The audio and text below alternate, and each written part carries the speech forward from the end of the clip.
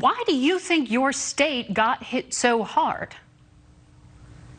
Our state peaked earlier than other states, than his state, than New York, than California. They certainly are seeing much higher infection rates, much higher hospitalization rates, and much higher deaths today than we are. And that's really how we've seen this virus spread across the country.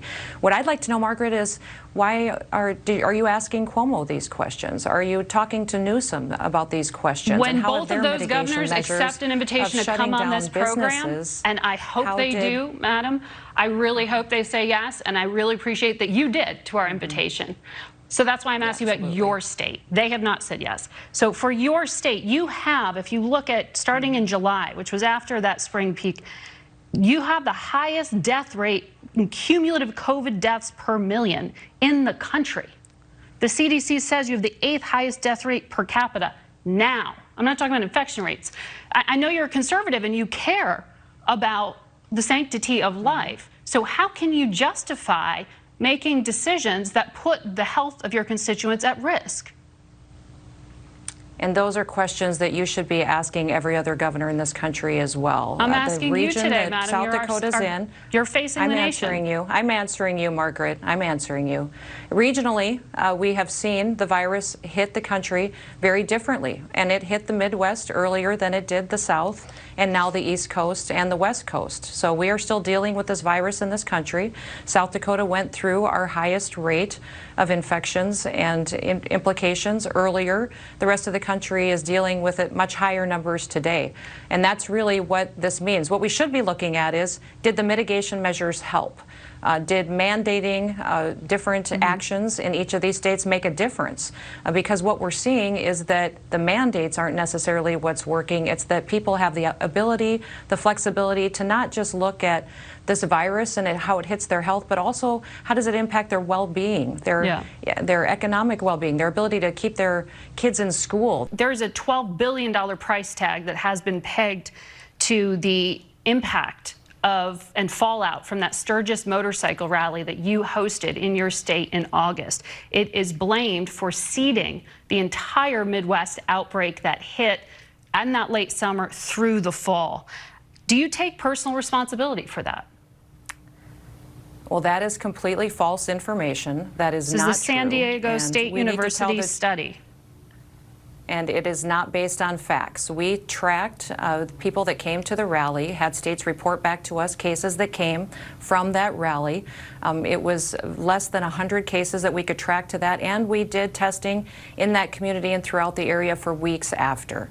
Listen, what we did was allow people to make decisions for themselves. We gave them all the information on this virus, how to protect their health, and then we allowed them to make decisions on what they would do. My question is, if we had mandated that people had to stay home, if we had mandated that businesses had to be closed, would that have made a difference? And I would argue that it wouldn't have, that we allowed people to make these decisions. President Trump's COVID czar, Dr. Birx, said if those people who had attended Sturgis, if they'd gone home wearing masks, that it would have actually saved lives. She said that on this program. So that we're clear about what Republican leadership looks like, it's this so-called rising star on the right, South Dakota Governor Kristi Noem, when asked to explain her state's dismal response to the virus, her answer is, well, you should go ask other governors. I believe they call this a profile in courage, if I'm not mistaken. One point that's brought up here is when Noem is asked to reconcile supposedly being pro-life with her dismal response to this virus. And that's the thing. These Republicans will pretend to be pro-life when it's convenient, when it's just an empty platitude that they can spout because it sounds good but doesn't involve actually doing anything.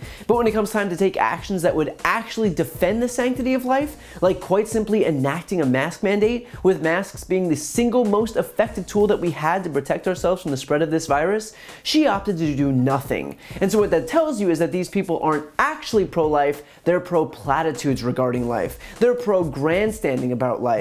They're pro-righteous indignation about life. But when it came time for Governor Noem to even make the most basic decision that would prove she was pro-life, even that was too much for her. In case you were wondering just how important the sanctity of life is to the pro-life crowd.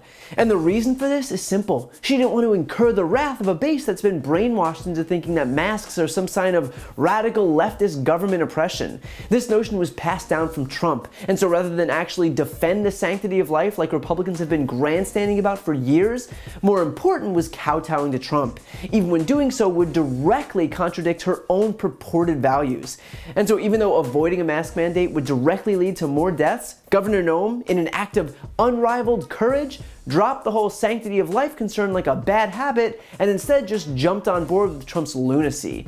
And for Republicans, it is that easy to fully abandon your so-called values. Noem is also asked about having allowed the Sturgis motorcycle rally to go forward, and she actually defends the decision. So that we're clear, this was an event where 460,000 people congregated together.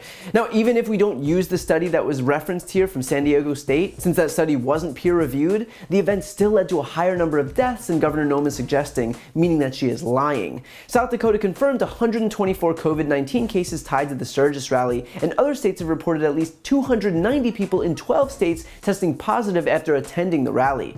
We also know of at least one confirmed COVID death, again begging the question, was it worth it to allow the virus to spread to hundreds of people and leave one family without a loved one when a perfectly reasonable step would have been to suspend it given the public health threat that it posed?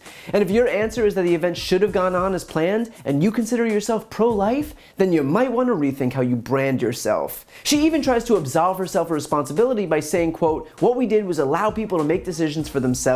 But here's the thing. What about the frontline worker or healthcare worker whose life was put at risk because the government failed to take even a bare minimum step to protect public health? Governor Noem's failure to take any steps to mitigate the spread of this virus didn't just impact the people who opted to go out into public and attend rallies. It also impacts people who those initial people came into contact with. And those people are not only innocent, but entrusted the government that they pay taxes to fund to take bare minimum steps necessary to keep themselves safe. And that government, led by Governor Kristi Noem, failed to do exactly that. The point here is that Kristi Noem and the Republican Party more broadly stand for one thing, and that is ensuring that the government doesn't work. And so even when it's the government's role to step in and keep people safe during a crisis, Republicans still opt to do nothing because their only goal is to ensure that the government isn't there for the people, that they don't take steps that could otherwise save someone's life. And of course they'll wrap it in a bunch of conservative buzzwords like freedom and liberty and choices, but in reality, it is a gross abdication of responsibility to keep people safe. Not just the people who may choose to endanger their own lives, but the people 1 degree away from them. The people whose lives can be impacted as a result of the initial wave of careless people. Those are the ones who are being failed here. And all of this could have been avoided if only this Republican governor had enough of a backbone to show some leadership. But instead, she did what nearly every other Republican in the entire country did, and that was kowtow to Donald Trump. And so every life that was needlessly lost, I hope the political convenience was worth it for them. Because while they might have shielded themselves from a Trump tweet, they've got the blood of their dead constituents on their hands. And the shame from that is going to last a hell of a lot longer than the shame that could have come from a mean tweet. While you're here, please check out my podcast, No Lie with Brian Tyler Cohen. I take a deep dive into the top stories of the week, and I also interview major players in the world of politics, like Kamala Harris, Adam Schiff, Nancy Pelosi, Pete Buttigieg, Katie Porter, Al Franken, Cory Booker, Jamie Harrison, Mary Trump, and many more. Again, that's No Lie with Brian Tyler Cohen, available anywhere you listen to podcasts.